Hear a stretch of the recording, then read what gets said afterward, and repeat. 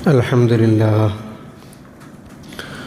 لله رب العالمين، الصلاة والسلام على أشرف الأنبياء والمرسلين محمد وعلى آله وصحبه أجمعين، أما بعد، فأعوذ بالله من الشيطان الرجيم، بسم الله الرحمن الرحيم.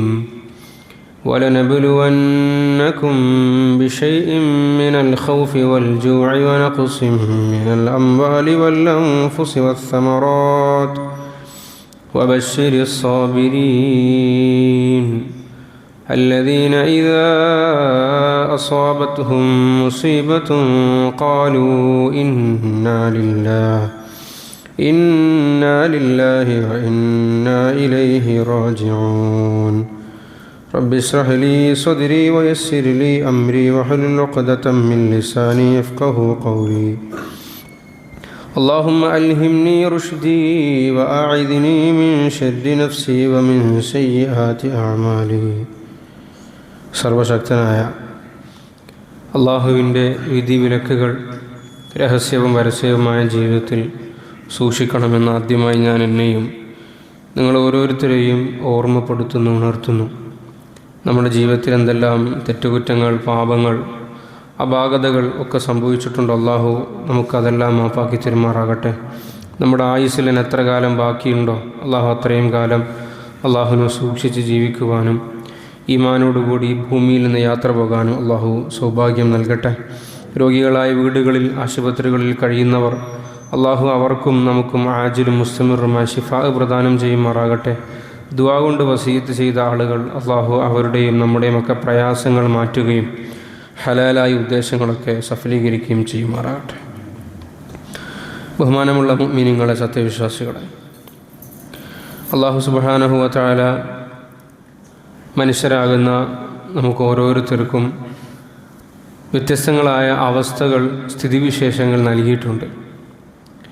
ആരോഗ്യമുള്ള അവസ്ഥ, ആരോഗ്യമില്ലാത്ത അവസ്ഥ, രോഗം, അസുഖം, സാമ്പത്തികമായ ഉയർച്ച, സാമ്പത്തിക നഷ്ടങ്ങൾ, മനസ്സിന് സന്തോഷമുണ്ടാകുന്ന വേളകൾ, മനസ്സിന് പ്രയാസമുണ്ടാകുന്ന വേളകൾ എന്നിങ്ങനെ തുടങ്ങി എല്ലാ മനുഷ്യൻ്റെയും ജീവിത ചുറ്റുപാട് ഒരിക്കലും ഒരുപോലെ ഒരേ അളവിൽ നീങ്ങിപ്പോകുന്നതല്ല. പകരം അല്ലാഹു തആല വ്യത്യസ്തങ്ങളായ സ്ഥിതികൾ അല്ലാഹു കൊണ്ടുവരികയുണ്ടായി. യുഖല്ലിബുല്ലാഹു ലൈല വന്നഹാർ, അള്ളാഹു പറയുന്നു, രാത്രിയെയും പകലിനെയും അള്ളാഹു മാറ്റി മാറ്റി കൊണ്ടുവരുന്നു. രാവുണ്ടാകുന്നു, അതിനുശേഷം വീണ്ടും സൂര്യൻ ഉദിക്കുന്നു, സൂര്യപ്രകാശമുണ്ടാകുന്നു, പകൽ വരുന്നു, കുറച്ച് കഴിയുമ്പോൾ വീണ്ടും സൂര്യൻ അസ്തമിക്കുന്നു, ഇരുട്ടുണ്ടാകുന്നു. മുഫസ്സിരീങ്ങൾ ഈ ആയത്തുകളൊക്കെ വിശദീകരിച്ച് എഴുതുമ്പോൾ പറയുന്നൊരു കാര്യം, എന്തിനെയാണ് അള്ളാഹു ഇങ്ങനെ മാറി മാറി അവസ്ഥകൾ കൊണ്ടുവരുന്നത്? അള്ളാഹു മനുഷ്യനെ പഠിപ്പിക്കാൻ വേണ്ടിയിട്ടാണ്. ഒന്നും സ്ഥായിയായി നിലനിൽക്കുന്നതല്ല. ചില സമയത്ത് നമുക്ക് നല്ല മാനസിക ഉന്മേഷവും സന്തോഷമൊക്കെ ഉണ്ടാകുമെങ്കിലും അതെല്ലായ്പ്പോഴും നിലനിൽക്കുകയില്ല. അതിനും മാറ്റങ്ങൾ വരും. സങ്കടപ്പെടുത്തുന്ന വാർത്തകൾ കേൾക്കും, അതുപോലെ പ്രയാസപ്പെടുത്തുന്ന കാര്യങ്ങളുണ്ടാകും എന്ന് കരുതി അതോടുകൂടി മനുഷ്യൻ്റെ എല്ലാം തീർന്നു, ഇനിയൊന്നുമില്ല എന്നും നമ്മൾ കരുതേണ്ടതില്ല. അതിനുശേഷം വീണ്ടും നന്മയുടെ അവസ്ഥകളുണ്ടാകും. ഇതാണ് അല്ലാഹു തആല രാപ്പകലുകളെ മാറ്റി മാറ്റി കൊണ്ടുവരുന്നതിന് അള്ളാഹുവിൻ്റെ ഒരു പ്രധാനപ്പെട്ട ഹിക്മത്ത്. ഇത്തരുണത്തിൽ നമുക്ക് പ്രധാനമായും ഉണ്ടാകുന്ന രണ്ട് അവസ്ഥകളാണ്. ഒന്ന് ആരോഗ്യത്തിൻ്റെ അവസ്ഥയും, രണ്ട് രോഗത്തിൻ്റെ അവസ്ഥയും. അള്ളാഹു നമുക്കൊക്കെ ആഫിയത്ത് നൽകുമാറാകട്ടെ. നബി സല്ലല്ലാഹു അലൈഹി വസല്ലം തങ്ങൾ പറയുകയുണ്ടായി, ഒരു മനുഷ്യന് ഈമാൻ കിട്ടിക്കഴിഞ്ഞതിന് ശേഷം അയാൾക്ക് നൽകപ്പെടുന്ന ഏറ്റവും വലിയ നിഅമത്ത് ആഫിയത്താണ്. അതുകൊണ്ട് സലുല്ലാഹൽ ആഫിയ, നിങ്ങൾ അള്ളാഹുവിനോട് എപ്പോഴും ആരോഗ്യത്തിന് ചോദിച്ചു കൊണ്ടേയിരിക്കണമെന്ന് ഷഫീഉൽ വറ റസൂലുള്ളാഹി സ്വല്ലല്ലാഹു അലൈഹി വസല്ലം. പ്രത്യേകിച്ച് ദുആഇന് ഖബൂലിയത്ത് ലഭിക്കുന്ന സ്ഥലങ്ങൾ പറയുമ്പോൾ നബി തങ്ങൾ പറഞ്ഞു, അദ്ദുആഉ ബൈനൽ അദാനി വൽ ഇഖാമത്തി ലാ യുറദ്ദു ഔ കമാ ഖാല റസൂലുള്ളാഹി സല്ലല്ലാഹു അലൈഹി വസല്ലം. ബാങ്കിൻ്റെയും ഇഖാമത്തിൻ്റെ ഇടയിലുള്ള ദുആഇനെ തള്ളപ്പെടൂല എന്ന് പറഞ്ഞപ്പോൾ സഹാബാക്കൾ ചോദിച്ചു, നമ്മൾ ആ സമയത്ത് എന്താണ് കൂടുതൽ അള്ളാഹുവിനോട് ചോദിക്കേണ്ടത്? അള്ളാഹുവിനോട് ചോദിക്കാൻ കുറേ കാര്യങ്ങൾ നമ്മുടെ മുമ്പിലുണ്ട്. എന്നാൽ ഈ ദുആഇനെ തള്ളപ്പെടാത്ത ഈ സമയത്ത് നമ്മൾ എന്തിനാണ് കൂടുതൽ പ്രയോറിറ്റി കൊടുക്കേണ്ടത് എന്ന് ചോദിച്ചപ്പോൾ നബി തങ്ങൾ പറഞ്ഞു, സലുല്ലാഹൽ ആഫിയ, നിങ്ങൾ അള്ളാഹുവിനോട് ആ സമയത്ത് ആരോഗ്യത്തിന് കൂടുതലായി ചോദിക്കണം എന്ന് ഷഫീഉനാ റസൂലുള്ളാഹി സല്ലല്ലാഹു അലൈഹി വസല്ലം. എന്നിരുന്നാലും അല്ലാഹു തആല നമുക്ക് ഈ ഭൂമിയിൽ ആരോഗ്യം നൽകുന്നതിനോടൊപ്പം തന്നെ ചില സന്ദർഭങ്ങളിൽ നമുക്ക് രോഗങ്ങൾ തരും. ചില രോഗങ്ങൾ താൽക്കാലിക രോഗങ്ങളായിരിക്കും, ചില രോഗങ്ങൾ സ്ഥായിയായി നിലനിൽക്കുന്ന രോഗങ്ങളായിരിക്കും. അപ്പോൾ അള്ളാഹു താല ഇത് അള്ളാഹുവിൻ്റെ തഖ്ദീറിൽപ്പെട്ടതാണ്. എല്ലാ ആളുകളും ഇതിൽ കൂടി കടന്നു പോകുന്ന ആളുകളാണ്. ചിലപ്പോൾ ബാഹ്യമായി നോക്കുമ്പോൾ നമുക്ക് ആരെക്കുറിച്ചും അങ്ങനെ രോഗമുള്ള ആളെന്നൊന്നും ചിലപ്പോൾ തോന്നൂല. പക്ഷെ അയാൾ ഉള്ളിൽ അനുഭവിക്കുന്ന ആന്തരികമായ പല രോഗങ്ങളുണ്ടാകും. നമ്മളിന്ന് കാണുന്ന പ്രഷറിൻ്റെ രോഗങ്ങളായാലും ഷുഗറിൻ്റെ രോഗങ്ങളായാലും ഇതൊക്കെ ഉണ്ട്. ഇതൊക്കെ മനുഷ്യനുള്ളിൽ അനുഭവിച്ചുകൊണ്ടിരിക്കുന്ന കാര്യമാണ്, പുറത്തുള്ളൊരു മുറിവല്ല.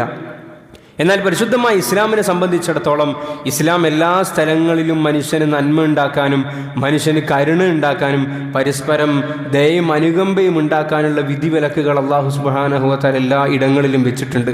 ഒരു മനുഷ്യൻ ഭൂമിയിലേക്ക് വന്നത് മുതൽ അവനെ പള്ളിക്കാട്ടിലേക്ക് കവറടക്കുന്ന ആ നിമിഷം വരെ അല്ല, അതിനുശേഷവും ഒക്കെ മനുഷ്യന്മാർക്ക് നന്മ ഉണ്ടാകുന്ന പ്രവർത്തനങ്ങളും പ്രക്രിയകളുമാണ് ഇസ്ലാം സംവിധാനിച്ചിട്ടുള്ളത്. അപ്പോൾ ഒരു മനുഷ്യൻ ആരോഗ്യത്തിലാകുമ്പോൾ പ്രശ്നമില്ല. ആ മനുഷ്യൻ ആരോഗ്യത്തിലാണ്, അയാളുടെ സന്തോഷത്തിലാണ്, അയാളുടെ കാര്യങ്ങൾ നടന്നു പോകുന്നുണ്ട്, പ്രയാസങ്ങളൊന്നുമില്ല. എന്നാൽ ഒരു മനുഷ്യൻ രോഗിയായി കഴിഞ്ഞാൽ, ഞാനും നിങ്ങളൊക്കെ രോഗിയാകുമ്പോൾ അയാൾക്ക് മര്യാദയ്ക്ക് ജോലിക്ക് പോകാൻ പറ്റാതെയാകും, അയാളുടെ വരുമാനത്തിന് അത് ബാധിക്കും. എന്നതിനപ്പുറത്തേക്ക് അയാൾക്ക് മനുഷ്യന്മാരുമായി ഇടകലരാനുള്ള സൗകര്യങ്ങളും സാധ്യതകളും കുറയുന്നു. ഒരുപക്ഷെ വീട്ടിൽ നിന്നും പുറത്തേക്ക് പോലും ഇറങ്ങാൻ പറ്റാത്ത സാഹചര്യങ്ങൾ ഉണ്ടാകുന്നു, മാനസികമായി ഇടുക്കുണ്ടാകുന്നു. ഇത് വലിയ പ്രയാസത്തിൻ്റെ ഘട്ടമാണ്. അതുകൊണ്ട് തന്നെ പരിശുദ്ധമായ ഇസ്ലാം വളരെ പ്രധാനപ്പെട്ട ഒരു അമൽ നമുക്ക് പഠിപ്പിച്ചു തരികയാണ്. ഞാൻ രോഗിയാകും, നമ്മുടെ കൂട്ടത്തിലുള്ള ആളുകൾ രോഗിയാകും. ഈ സന്ദർഭത്തിൽ ഒരു സത്യവിശ്വാസിയായ ആണും പെണ്ണും എടുക്കേണ്ട നിലപാട് എന്താണ് അവന് ഡ്യൂട്ടി? ബാങ്ക് കൊടുത്താൽ നിസ്കരിക്കേണ്ടുന്നതുപോലെ, റമദാനിൻ്റെ പിറ കണ്ടാൽ നോമ്പെടുക്കേണ്ടുന്നതുപോലെ, സക്കാത്ത് നിർബന്ധമാകുന്ന സമയമാകുമ്പോൾ സക്കാത്ത് കൊടുക്കേണ്ടുന്നതുപോലെ എൻ്റെ കൂട്ടത്തിൽപ്പെട്ട ഒരു മനുഷ്യൻ രോഗിയായി തീർന്നാൽ ഞാനും നിങ്ങൾ സ്വീകരിക്കേണ്ട നടപടി എന്താണ് എന്ന് അഷ്റഫുൽ ഖൽഖായ റസൂലുള്ളാഹി സ്വല്ലല്ലാഹു അലൈഹി വസല്ലം നിങ്ങൾ പഠിപ്പിക്കുന്നുണ്ട്. ഇസ്ലാം വളരെ പ്രാമുഖ്യം കൊടുത്ത ഒരു അമലാണ് രോഗി സന്ദർശനം എന്ന് പറയുന്നത്. നബിതങ്ങൾ പറഞ്ഞു, ഹഖുൽ മുസ്ലിമി അലൽ മുസ്ലിമി സിത്തുൻ. ഒരു മുസ്ലിമിന് മറ്റൊരു മുസ്ലിമിനോടുള്ള കടമകൾ എന്തൊക്കെയാണ് എന്ന് നബിതങ്ങൾ പറയുമ്പോൾ പ്രധാനപ്പെട്ട 6 കടമകളുണ്ട് എന്ന് നബിതങ്ങൾ എണ്ണി പറയുകയുണ്ടായി. ഇദാ ലഖീതഹു ഫസല്ലിം അലൈഹി. 1, ഒരു മുസ്ലിം മറ്റൊരു മുസ്ലിമിനെ കണ്ടുമുട്ടുമ്പം സലാം പറയണം. ഗ്രൂപ്പ് നോക്കാതെ, സംഘടനാ വ്യത്യാസം നോക്കാതെ, നമ്മളെ ഗ്രൂപ്പിൽപ്പെട്ടാണോ, നമ്മളെ പാർട്ടിക്ക് വോട്ട് ചെയ്യുന്ന ആളാണോ എന്നൊന്നും നോക്കാതെ നിങ്ങൾ സലാം പറയണം. ഫസല്ലിം അലൈഹി. സലാം പറയുമ്പോൾ മനസ്സുകൾ തമ്മിൽ അടുപ്പുണ്ടാവും. എന്തായി പറയുന്നതിൻ്റെ അർത്ഥം? നീ നന്നാകട്ടെ എന്നല്ല പറയുന്നതിൻ്റെ അർത്ഥം. അസ്സലാമു അലൈക്കും, നിനക്ക് രക്ഷ ഉണ്ടാകട്ടെ, നീ ദുനിയാവിലും ആഖിറത്തിലൊക്കെ രക്ഷപ്പെടട്ടെ. വഇദാ ദഅാക ഫഅജിബുഹു. 2, ഒരു സത്യവിശ്വാസിയായ മനുഷ്യൻ നിന്നെ ഒരു നല്ല കാര്യത്തിന് ക്ഷണിച്ചു കഴിഞ്ഞാൽ, അതിൻ്റെ ഏറ്റവും പ്രധാനപ്പെട്ട ഘടകം വരുന്നത്, ഒരാൾ അയാളുടെ കല്യാണത്തിന് നിന്നെ ക്ഷണിച്ചു കഴിഞ്ഞാൽ ഫഅജിബുഹു, ആ കല്യാണത്തിൽ ഇസ്ലാമിന് വിരുദ്ധമായ കാര്യങ്ങളില്ല എങ്കിൽ നീ ആ കല്യാണത്തിന് ക്ഷണം നീ സ്വീകരിക്കണം. കാരണം നിന്നെ വിളിച്ചതൊരു മുഅ്മിനാണ്. ആ വിളിക്ക് നീ ഉത്തരം നൽകണം. പിന്നെ നബി സല്ലല്ലാഹു അലൈഹി വസല്ലം പറഞ്ഞു, വഇദാ അതസ ഫഹമിദല്ലാഹ ഫശമ്മിതുഹു. ഒരു മനുഷ്യൻ തുമ്മിയ സന്ദർഭത്തിൽ അവൻ അൽഹംദുലില്ലാ എന്ന് പറഞ്ഞാൽ അവനെ സന്തോഷിപ്പിക്കാൻ വേണ്ടി നീ യർഹമുക്കല്ലാ എന്ന് പറയണം. ഈ ഷമ്മത്ത തസ്മീത്ത് എന്നാണ് അറബിയിൽ പറയുക, യർഹമുക്കല്ലാ എന്ന് പറയുന്നതിന്. ഈ ഷമ്മത്ത എന്നതിൻ്റെ അറബി അർത്ഥം എന്താണെന്ന് വെച്ച് കഴിഞ്ഞാൽ മറ്റവനെ സന്തോഷിപ്പിക്കുക എന്നർത്ഥം. അവൻ അൽഹംദുലില്ലാ എന്ന് പറഞ്ഞപ്പോൾ യർഹമുക്കല്ലാ. നമുക്ക് ഒരു പരിചയമില്ലാത്ത ആളാണ്, ഒരു പരിചയമില്ലാത്ത ആളായിരിക്കും ചിലപ്പോൾ. അയാൾ അൽഹംദുലില്ലാ എന്ന് പറയുമ്പോൾ നമ്മൾ ഓട്ടോമാറ്റിക് പറയാണ് യർഹമുക്കല്ലാ, പടച്ചോ നിനക്ക് കുറേ കരുണ ചെയ്യട്ടെ. എന്തൊരു സാമൂഹിക ബന്ധമുണ്ടാക്കാൻ, മനുഷ്യന്മാർക്കിടയിൽ ഐക്യമുണ്ടാക്കാനുള്ള പ്രക്രിയകളാണ് പരിശുദ്ധമായ ഇസ്ലാം നമുക്ക് പഠിപ്പിച്ചു തന്നിരിക്കുന്നത്. നബി തങ്ങൾ പറഞ്ഞു അടുത്തത്, വഇദസ്തൻസഹക ഫൻസഹ് ലഹു. ഒരു മുഅ്മിൻ ആത്മാർത്ഥമായി നിന്നോടൊരു വിഷയത്തിൽ ഗുണകാംക്ഷ ചോദിച്ചു കഴിഞ്ഞാൽ, ഒരു വിഷയം എൻ്റെ മുമ്പിലുണ്ട്, ഇതിൽ ഞാൻ എന്താണ് ചെയ്യേണ്ടത്, നിങ്ങൾ എനിക്ക് വഴി പറഞ്ഞു തരൂ എന്ന് പറഞ്ഞു കഴിഞ്ഞാൽ, നിങ്ങളുടെ കയ്യിൽ എൻ്റെ കയ്യിൽ അതിന് ഉത്തരമുണ്ട് എങ്കിൽ, അതിൻ്റെ ശരിയായ മാർഗം എനിക്കറിയാമെങ്കിൽ നമ്മൾ അവനോട് ഗുണകാംക്ഷയുള്ളവനായിരിക്കണം. ചിലപ്പോൾ നമ്മൾ പറയും അതെൻ്റെ ഭാഗമല്ല, ഞാനത് ചിന്തിക്കേണ്ടതില്ല, ഞാനത് പറയേണ്ടതില്ല. ഇത് മുഅ്മിൻ്റെ പ്രവർത്തന രീതിയല്ല. നമ്മുടെ കൂട്ടത്തിലുള്ള ആള്, നമ്മുടെ സഹോദരന്മാർ, നമ്മുടെ ശിഷ്യന്മാർ, നമ്മുടെ സുഹൃത്തുക്കൾ, നമ്മുടെ കീഴിൽ ജോലി ചെയ്യുന്ന ആളുകൾ, പലപ്പോഴും അവരുടെ ജീവിത യാത്രകളിൽ അവർ ചിലപ്പോൾ എടുക്കുന്ന തീരുമാനങ്ങൾ അവർക്ക് ഭാവിയിൽ വലിയ ഭവിഷ്യത്തുണ്ടാകുന്ന തീരുമാനങ്ങളായിരിക്കും. അവർ സഞ്ചരിക്കുന്ന പാതകൾ ഒരു പക്ഷേ അപകടങ്ങളും മുള്ളുകളും നിറഞ്ഞതായിരിക്കണം. നമ്മൾ ഇതൊന്നും എന്നെ ബാധിക്കുന്നില്ല, തൽക്കാലം ഞാൻ വായി മൂടാം എന്നല്ല നമ്മൾ ചിന്തിക്കേണ്ടത്. നമ്മൾ അവനോട് നുസ്ഹ് കാണിക്കണം. മോനെ, നീ ഈ ചെയ്യുന്ന പണി അത് ഭാവിയിൽ ഇന്ന പ്രയാസങ്ങൾ ഉണ്ടാകാൻ സാധ്യതയുണ്ട്, നീ അപകടത്തിലേക്ക് ചെന്നെത്താൻ സാധ്യതയുണ്ട്, ഇവിടെ നീ ഇങ്ങനെ ചെയ്താൽ നന്നാകും എന്ന മനോഭാവമായിരിക്കണം ഓരോരുത്തരും ഉണ്ടാകേണ്ടത് എന്ന് ശഫീഉൽ വറ റസൂലുള്ളാഹി സ്വല്ലല്ലാഹു അലൈഹി വസല്ലം. അടുത്ത നബി തങ്ങൾ പറഞ്ഞത്, വഇദാ മരിദ ഫഅദുഹു. നിന്റെ സഹോദരൻ രോഗിയായി കഴിഞ്ഞാൽ നീ അവനെ സന്ദർശിക്കാൻ പോകണം എന്ന് ഹബീബായ റസൂലുള്ളാഹി സ്വല്ലല്ലാഹു അലൈഹി വസല്ലം. അതിന് വിശദാംശങ്ങളാണ് ശേഷം നമ്മൾ പറയാൻ ഉദ്ദേശിക്കുന്നത്. ആറാമതായി നബി തങ്ങൾ പറഞ്ഞു, വഇദാ മാത ഫത്തബിഉഹു, ഒരു മനുഷ്യൻ നിന്റെ സുഹൃത്ത് നിന്റെ സഹോദരൻ മരണപ്പെട്ട് കഴിഞ്ഞാൽ ആ മനുഷ്യനെ ജനാസയുമായി ബന്ധപ്പെട്ട കാര്യങ്ങളിൽ നീ ഹാജരാകണമെന്ന് റസൂലുള്ളാഹി സ്വല്ലല്ലാഹു അലൈഹി വസല്ലം. നിങ്ങൾ നോക്കൂ, ഒരു മനുഷ്യൻ മരിച്ചു കഴിഞ്ഞാൽ ഇസ്ലാമിൻ്റെ നിയമം ഇവിടെ ഉള്ളത് കൊണ്ടാണല്ലോ, അല്ലെങ്കിൽ നമ്മളങ്ങനെ ചിന്തിച്ചു കഴിഞ്ഞാൽ അങ്ങനെ ഒരു കൾച്ചർ സിസ്റ്റവും ഫാമിലി സിസ്റ്റവും സോഷ്യൽ സിസ്റ്റമൊക്കെ ഉള്ളത് കൊണ്ടാണ് ഒരാൾ മരിക്കുമ്പോൾ അയാളെ സുഹൃത്തുക്കൾ വരുന്നു, കുടുംബക്കാർ വരുന്നു. അന്ന് എല്ലാ ആളുകളും ജോലിയിൽ പലപ്പോഴും ലീവ് എടുക്കുന്നു, ആ മയ്യത്തിന് മരിച്ച വീട്ടിൽ നിൽക്കുന്നു, ആ മനുഷ്യനെ കുളിപ്പിക്കുന്നു, കബറടക്കുന്നു, കഫൻ ചെയ്യുന്നു, ഒക്കെ നമ്മൾ ചെയ്യുന്നുണ്ടല്ലോ. ആ മയ്യത്തിൻ്റെ ഒരു ന്യൂനത പോലും പുറത്ത് കാണിക്കാത്ത രീതിയിലുള്ള സിസ്റ്റമാണ് അള്ളാഹു ഒരുക്കിയിരിക്കുന്നത്. നമ്മളൊന്നാലിക്കും മയ്യത്ത് കുളിപ്പിക്കുന്ന വിഷയം പറയുമ്പോൾ ഫുഖഹാക്കൾ എഴുതിയ ഹദീസിലൊക്കെ വന്ന പദം എന്താണ്? മയ്യത്ത് കുളിപ്പിക്കുന്നവൻ വിശ്വസ്തനായിരിക്കണം എന്ന് പറഞ്ഞു. വിശ്വസ്തനല്ലാത്തവൻ മയ്യത്ത് കുളിപ്പിക്കാൻ പാടില്ല. കുടുംബത്തിലെ അടുത്ത ബന്ധുക്കളായിരിക്കണം മയ്യത്ത് കുളിപ്പിക്കേണ്ടത്. എന്താ കാര്യം? ഒരു മനുഷ്യൻ്റെ മയ്യത്ത് കുളിപ്പിക്കുമ്പോൾ അതൊക്കെ നമ്മൾ കുളിപ്പിക്കപ്പെടേണ്ട ആളുകളാണല്ലോ. അത് നമ്മളൊക്കെ മരണം നന്നാക്കി തരട്ടെ.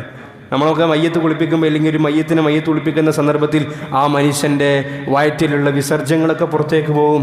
ഒരു പക്ഷേ നമ്മളിപ്പോൾ പുറത്ത് നമ്മൾ വസ്ത്രം ധരിച്ചത് കൊണ്ട് നമ്മുടെ ശരീരത്തിലുള്ള ന്യൂനതകൾ പുറത്തുള്ള ഒരാൾക്കും കാണൂല, അതിനാണല്ലോ വസ്ത്രം. എന്നാൽ മയ്യത്ത് കുളിപ്പിക്കുന്ന സമയത്ത് ആ മനുഷ്യൻ്റെ ശാരീരികമായ ഐബ് ന്യൂനതകളൊക്കെ ഈ കുളിപ്പിക്കുന്ന ആൾ കാണുകയാണ്. അപ്പൊ നബി തങ്ങൾ പറഞ്ഞു, എല്ലാവരും കുളിപ്പിക്കാൻ പാടില്ല, എല്ലാവരും കുളിപ്പിക്കാൻ വേണ്ടി പാടില്ല, വിശ്വസ്തനായ ആളായിരിക്കണം കുളിപ്പിക്കേണ്ടത്. എന്നിട്ട് നബി തങ്ങൾ പറഞ്ഞു, ഒരു മനുഷ്യൻ ഒരാളെ മയ്യത്ത് കുളിപ്പിക്കുന്ന സന്ദർഭത്തിൽ ഒരു ന്യൂനത കണ്ടു, ആ മയ്യത്തിൽ ഒരു ന്യൂനത കണ്ടു, ശരീരത്തിലൊരു ന്യൂനത എന്നാണെങ്കിൽ എല്ലാം കൊട്ടിഘോഷിക്കുന്ന ഇടമാണല്ലോ ഇന്ന്.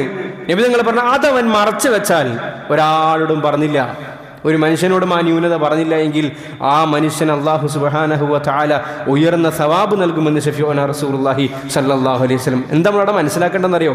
ഒരു മനുഷ്യൻ മരിച്ചു കഴിഞ്ഞാലും ആ മനുഷ്യനോട് എങ്ങനെയെല്ലാം പവിത്രത കൽപ്പിക്കാൻ വേണ്ടി പറ്റുമോ ആ പവിത്രത ഒക്കെ കൽപ്പിച്ചു ഇസ്ലാം. നമ്മൾ സാധാരണ മരിച്ച വീട്ടിലേക്ക് പോകുമ്പോൾ അവിടെ പുകയിപ്പിക്കും, പല രീതിയിലുള്ള സാധനങ്ങൾ, സുഗന്ധങ്ങൾ പൂശും.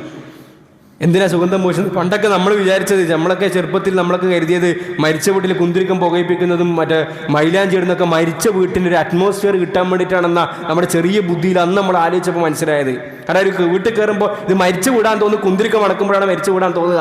പക്ഷേ പ്രിയമുള്ളവർ അങ്ങനെയല്ല. എന്താ കാര്യം എന്നറിയോ? ഒരു മനുഷ്യൻ മരണപ്പെട്ട് കഴിഞ്ഞാൽ അല്ല നമ്മൾക്ക് മരണം നന്നാക്കി തരട്ടെ, മണിക്കൂറുകൾ കൊണ്ട് ആ മനുഷ്യൻ്റെ ശരീരത്തിൽ നിന്നും വൃത്തികെട്ട വാസനകൾ പുറത്തേക്ക് വരാൻ വേണ്ടി തുടങ്ങും, ദുർഗന്ധം വമിക്കാൻ വേണ്ടി തുടങ്ങും. നമുക്കിത് അനുഭവിക്കാത്തത് ഈ പറഞ്ഞപ്പെട്ട സിസ്റ്റം ഉള്ളത് കൊണ്ടാണ്. ഈ ദുർഗന്ധം വമിക്കുമ്പോൾ ഈ ദുർഗന്ധം ആദ്യം കിട്ടുന്നത് ഈ പറയപ്പെട്ട ഹിംസ്ര ജന്തുക്കൾക്കാണ്, നായകൾക്കാണ്, പട്ടികൾക്കാണ്, ഈ പിടിച്ചു പറിക്കുന്ന ജന്തുക്കൾക്കാണ്, കാട്ടുപന്നികൾക്കാണ് ഇത് കിട്ടുക. അപ്പൊ ഈ ഗന്ധം അവർക്ക് കിട്ടാതിരിക്കുന്നതിന് വേണ്ടിയിട്ടാണ് ഫുഖഹാ പറഞ്ഞത്, നബി തങ്ങൾ പഠിപ്പിച്ചത്, നിങ്ങൾ അവിടെ പുകയിപ്പിക്കണം, സുഗന്ധമിടണം, കഫനിലിടണം. എന്തിനാ കഫനിലിടുന്നത്? മണ്ണിന്റെ ഉള്ളിൽ നമ്മൾ അടക്കം ചെയ്താൽ പോലും ചിലയിടങ്ങളിലൊക്കെ നിങ്ങൾ കേട്ടിട്ടുണ്ടാവും, കാട്ടുപന്നിന്റെ ശല്യം കൂടുതലുള്ള സ്ഥലങ്ങളിൽ അത് ഈ പറയപ്പെട്ട പോലെ കബറ് തുറന്നിട്ട് മയ്യത്ത് പുറത്തിട്ടിട്ട് കളയും. കാരണം ഈ വാസന കിട്ടും, അവരുടെ ഫുഡാണിത്. അപ്പൊ ഇസ്ലാം ഒരു മനുഷ്യന്റെ മയ്യത്തിനോട് പോലും കാണിക്കുന്ന ആദരവിന്റെ വലുപ്പത്തിനാണ്. എന്തിനാണ് ഇസ്ലാം മരിച്ച ഉടനെ തന്നെ മരിച്ചു കഴിഞ്ഞാൽ പിന്നെ ജനാസ അടക്കുന്നതിനെ വൈകിപ്പിക്കരുത് എന്ന് ഹബീബായ റസൂലുള്ളാഹി സ്വല്ലല്ലാഹു അലൈഹി വസല്ലം ഞങ്ങൾ പഠിപ്പിച്ചു. എന്താ കാര്യം? നമ്മൾ ഇന്ന് ഈ കാണുന്ന രൂപമുണ്ടല്ലോ, ഈ കാണുന്ന രൂപം മരിച്ച് 6 മണിക്കൂർ ഏകദേശം കഴിയുമ്പോഴത്തേക്കിന് റിഗറസ് മോർട്ടിസ് സംഭവിക്കും. ശരീരം ഇങ്ങനെ കല്ലുപോലെ ആയി തുടങ്ങും, ആ ചൂട് നഷ്ടപ്പെട്ടിട്ട്, ടെമ്പറേച്ചർ നഷ്ടപ്പെട്ടിട്ട് ഇങ്ങനെ കരിങ്കല്ല് പോലെ ആകും. ശരീരം ചീർക്കാൻ വേണ്ടി തുടങ്ങും, വീർക്കാൻ വേണ്ടി തുടങ്ങും, ഉദരം പൊട്ടും. ഈ കാണുന്ന മുഖമായിരിക്കില്ല അപ്പോഴുള്ള മുഖം. ആ ജീവിതകാലത്ത് മുഴുവൻ നല്ല ഓർമ്മകൾ സൂക്ഷിച്ച ആളുകൾക്ക് കാണേണ്ടി വരിക വളരെ വൈകൃതമായ ഒരു ശരീരത്തെയായിരിക്കും. അതുണ്ടാകാൻ പാടില്ല. അതുകൊണ്ടാണ് അല്ലാഹു തആല പറഞ്ഞത്, നബിതങ്ങളിൽ കൂടി ഒരു മനുഷ്യൻ മരിച്ചു കഴിഞ്ഞാൽ നിങ്ങൾ പെട്ടെന്ന് ജനാസ അടക്കണം. അതുകൊണ്ട് നമ്മൾ മനസ്സിലാക്കേണ്ടത് ഇസ്ലാം എത്രമാത്രം മാനുഷിക മൂല്യങ്ങളെ സംരക്ഷിക്കാൻ. എന്നിട്ട് എന്താ പറഞ്ഞത്? ആരും കബറടക്കുന്നില്ല, ആരും മയ്യിത്ത് നിസ്കരിക്കുന്നില്ല, ആ നാട്ടുകാർ മുഴുവൻ കുറ്റക്കാരാണ്. അതാണല്ലോ ഫർദ് കിഫായ എന്ന് പറയുന്നത്. ഒരാൾ മയ്യിത്ത് നിസ്കാരത്തിന് പങ്കെടുത്താൽ നബി തങ്ങൾ പറഞ്ഞു, ഓനിക്ക് ഒരു ഖീറാത്ത് കൂലി, അവനെ കുളിപ്പിച്ചു കൊടുക്കുന്നു, ഒതു കൊടുപ്പിച്ചു കൊടുക്കുന്നു, അവനെ പള്ളിയിൽ കൊണ്ടുവരുന്നു, കിടത്തുന്നു. എല്ലാ ആളുകളും അവന് വേണ്ടി അവസാനമായി ദുആ ചെയ്യാണ്, അല്ലാഹുമ്മ ഗ്ഫിർ ലഹു വർഹംഹു വഅഫു അൻഹു വആഫിഹി. എന്നിട്ട് നബി തങ്ങൾ പറഞ്ഞു, അവൻ്റെ ജനാസ അടക്കുന്നതിലും ഒരാൾ പങ്കാളിത്തം കൊണ്ടു കഴിഞ്ഞാൽ അവന് 2 ഖീറാത്ത് കൂലി കിട്ടുമെന്ന് മുഹമ്മദ് റസൂലുള്ളാഹി സ്വല്ലല്ലാഹു അലൈഹി വസല്ലം. സഹാബാക്കൾ ചോദിച്ചു, എന്താ ഖീറാത്ത് എന്ന് പറഞ്ഞാൽ? എന്താണ് ഈ ഖീറാത്ത് അളവ്? കിലോ അല്ലെങ്കിൽ ലിറ്റർ എന്നൊക്കെ പറഞ്ഞ പോലെ എന്താണ് ഈ ഖീറാത്തിൻ്റെ ഒരു അളവ്? നബി തങ്ങൾ പറഞ്ഞു, ഉഹുദ് മലക്ക് സമാനമായ സവാബാണ് 1 ഖീറാത്ത് എന്ന് മുഹമ്മദ് റസൂലുള്ളാഹി.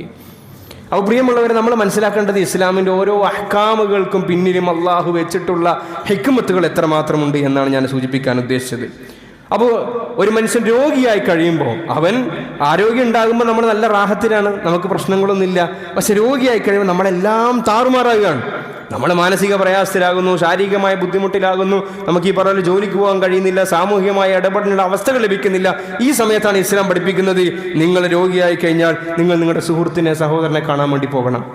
കാണാൻ പോകുന്നവന് കിട്ടുന്ന ഉപകാരം എന്താ? അതിൻ്റെ സവാബ് നമ്മൾ നോക്കിയാൽ നബി സല്ലല്ലാഹു അലൈഹി വസല്ലം നിങ്ങൾ പറഞ്ഞു, ഒരു മുസ്ലിമായ മനുഷ്യൻ മറ്റൊരു മുസ്ലിമായ മനുഷ്യനെ രോഗസന്ദർശനത്തിന് വേണ്ടി പോയാൽ ആ പോകുന്ന സമയത്ത് ഒരു മലക്ക് വിളിച്ചു പറയും, നാദാ മുനാദിൻ ഫിസ് സമാ ബി അൻ തിബ്ത, നീ നല്ല കാര്യമാണ് ചെയ്യുന്നത്. വതവാബ മംശാക, നിന്റെ നടത്തം നന്നായിരിക്കുന്നു. വതബവ്വഅത മിനൽ ജന്നത്തി മൻസില, നീ ഈ സഹോദരനെ അള്ളാഹുവിൻ്റെ തൃപ്തിക്ക് വേണ്ടി കാണാൻ പോകുന്നതിൻ്റെ പേരിൽ നിനക്ക് സ്വർഗത്തിൽ ഒരു ഇരിപ്പിടം കിട്ടാൻ കാരണമായി എന്ന് അഷ്റഫുൽ ഖൽഖ് റസൂലുള്ളാഹി സ്വല്ലല്ലാഹു അലൈഹി വസല്ലം തങ്ങൾ പറയാം. അപ്പം ഇതാണ് അതിൻ്റെ സവാബ് എന്ന് പറയുന്നത്. മറ്റു ഗുണം എന്താണ്? നമ്മൾ രോഗിയായൊരു മനുഷ്യനെ കാണാൻ വേണ്ടി പോകുമ്പോഴാണ് പടച്ച റബ്ബേ എനിക്ക് നൽകിയ ആരോഗ്യത്തിൻ്റെ വില നമുക്ക് മനസ്സിലാകുന്നത്. ഈ അടുത്ത് നമ്മുടെ പ്രധാനപ്പെട്ട നമ്മളുമായി ബന്ധമുള്ള ഒരാൾ നമ്മളുമായി ബന്ധപ്പെടുകയുണ്ടായി. സംസാരത്തിനിടയിൽ അദ്ദേഹം പറഞ്ഞു, ആരോഗ്യമുള്ള മനുഷ്യനാണ്, അള്ളാഹു ദീർഘായുസ്സും ആഫിയത്തും കൊടുക്കട്ടെ. പെട്ടെന്നൊരു ദിവസം കണ്ണിൻ്റെ കാഴ്ചശക്തി നഷ്ടപ്പെട്ടു, കണ്ണ് കാണുന്നില്ല. ഗൾഫിലായിരുന്നു, വിദേശത്തായിരുന്നു. എമർജൻസി ലീവൊക്കെ എടുത്ത് നാട്ടിലേക്ക് വരേണ്ടി വന്നു. 2-3 മാസത്തോളം അതിൻ്റെ ചികിത്സൻ്റെ പേരിൽ പോയി. ഇപ്പോൾ ചെറുതായി കാഴ്ചശക്തി തിരിച്ചു വന്നുകൊണ്ടിരിക്കുന്നു. വലിയ മാരകമായ രോഗങ്ങളൊന്നുമില്ല. സാധാരണ നമ്മൾ പറയും പോലെ ഡയബറ്റീസിൻ്റെ പ്രശ്നമോ അല്ലെങ്കിൽ ബിപിൻ്റെ പ്രശ്നമൊന്നുമില്ല ആൾക്ക്. പക്ഷേ പെട്ടെന്ന് എന്തോ ഒരു അപകടം ഉണ്ടായി. അപ്പോൾ നമ്മൾ രോഗസന്ദർശനം നടത്തുമ്പോൾ അള്ളാഹു നൽകിയ അനുഗ്രഹങ്ങളുടെ വളർച്ചയും പെരുപ്പവും നമുക്ക് മനസ്സിലാകാൻ കാരണമാകും. നമ്മളറിയാതെ ഹൃദയത്തിൻ്റെ ഉള്ളുകൊണ്ട് പറഞ്ഞു, പഠിച്ചവനെ നമ്മൾ എത്ര നിയമത്തിലാണുള്ളത്, നമ്മൾ ഭക്ഷണം കഴിക്കുന്നു, അത് ദഹിക്കുന്നു, അതിലാവശ്യമില്ലാത്തത് വിസർജ്യമായി പുറത്തേക്ക് പോകുന്നു, നമ്മൾ വെള്ളം കുടിക്കുന്നു, ആവശ്യമായതൊക്കെ നമ്മളെ ശരീരം എടുക്കുന്നു, ബാക്കിയുള്ളതൊക്കെ മൂത്രമായി പുറത്തേക്ക് പോകും. ഇത് ചെറിയൊരു കാര്യമാണെന്നാണ് നമ്മൾ വിചാരിച്ചിരിക്കുന്നത്. ഇതൊരു ചെറിയ കാര്യമാണെന്നാണ് നമ്മൾ ഓരോരുത്തരും വിചാരിച്ചിരിക്കുന്നത്. വെള്ളം കുടിക്കാൻ പോലും പറ്റാത്ത എത്ര ആളുകളാണ് നമ്മൾ മുമ്പിലുള്ളത്. ഡയാലിസിസ് ഒക്കെ ചെയ്യുന്ന ആളുകൾക്ക് ഡോക്ടർമാർ കൊടുക്കുന്ന നിർദ്ദേശം എന്താ? നിങ്ങൾ ഇത്ര വെള്ളം കുടിക്കാൻ പറ്റൂ, 3 ഗ്ലാസ്സേ കുടിക്കാൻ പറ്റൂ, 2 ഗ്ലാസ്സേ കുടിക്കാൻ വേണ്ടി പറ്റൂ. കാരണം എന്താ?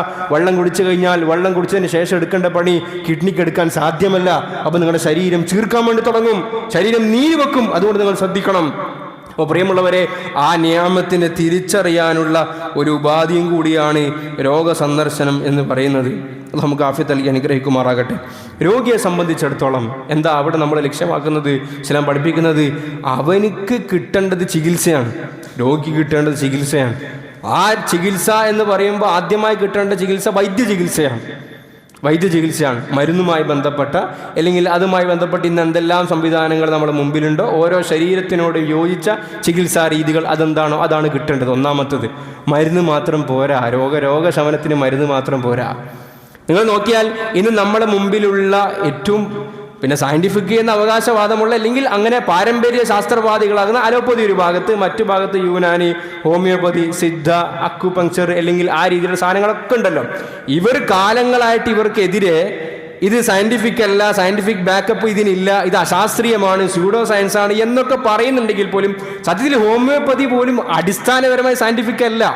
ഹോമിയോപ്പതി കൊണ്ട് രോഗശമനം ഉണ്ടാകുന്നുണ്ടോ? രോഗശമനം ഉണ്ടാകുന്നുണ്ട്. എന്നാൽ സയൻറ്റിഫിക് ബാക്കപ്പ് ഉണ്ടോ? സയൻറ്റിഫിക് ബാക്കപ്പ് ഇല്ല.